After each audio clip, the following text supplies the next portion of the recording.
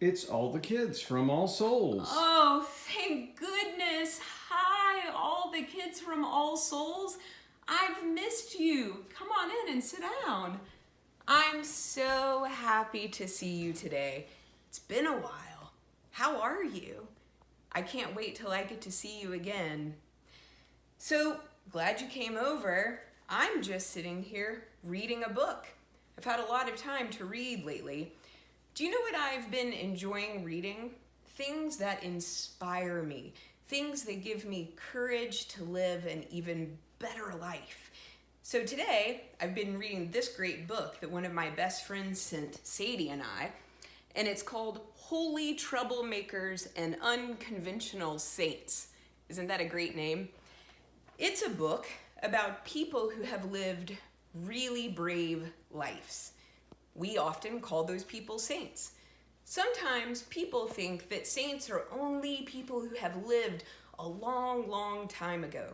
But the truth is, and the Episcopal Church knows this, that saints are people who lived in hard times but lived the best lives that they could using the gifts that God gave them to make the world even better. So today, I was just reading about Florence Nightingale.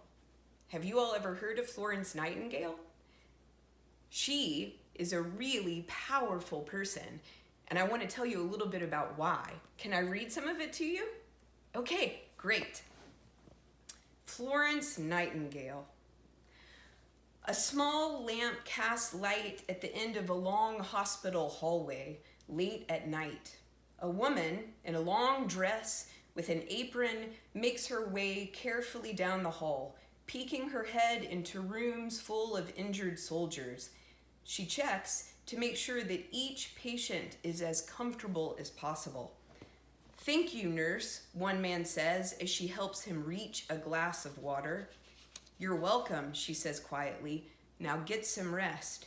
Your body needs sleep as much as it needs medicine."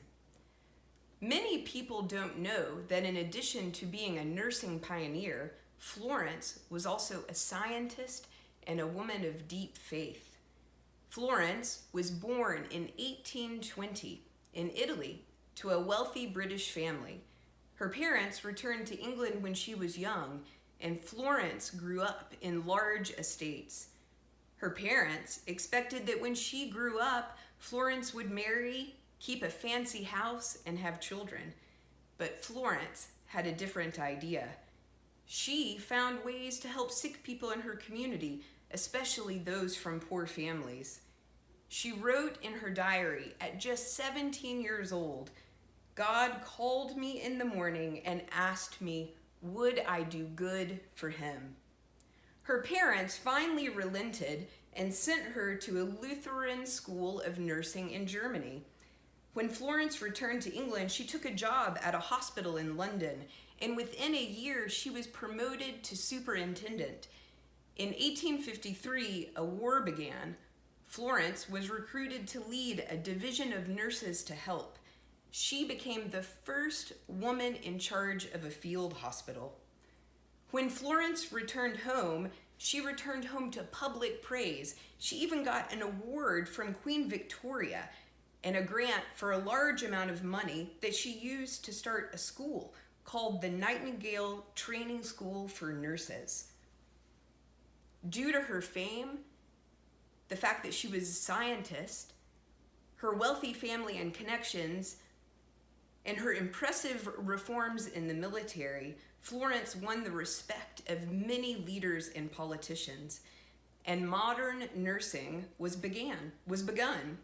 Florence wrote a textbook even on nursing that became the standard all over the world.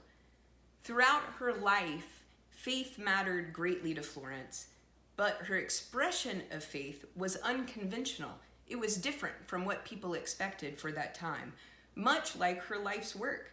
She remained a deeply religious person and a member of the Church of England.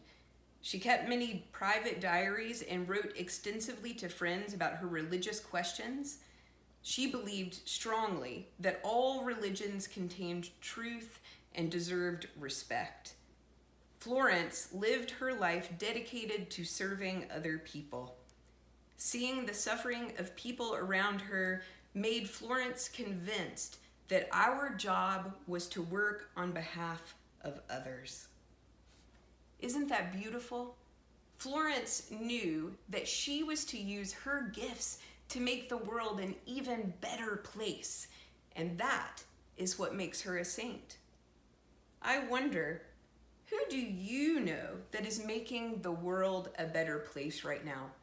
Do you know nurses and doctors that are helping people every day? I also wonder, what stories have you been hearing lately that bring you courage, that make you want to live the best life that you can live? And I'm also wondering, what gifts has God given to you and to your family that you can share to make the world even better, even during this difficult time? Because I know that God has made you exactly like you are so that you can make the world even more beautiful. I'm so glad to see you again today. I'm so glad to get to share with you a little bit about what has been inspiring me these days. I also can't wait until we can all be together again and I can see you face to face. In the meantime, remember that I love you. We all love you, and we can't wait to see you again soon at All Souls. Bye.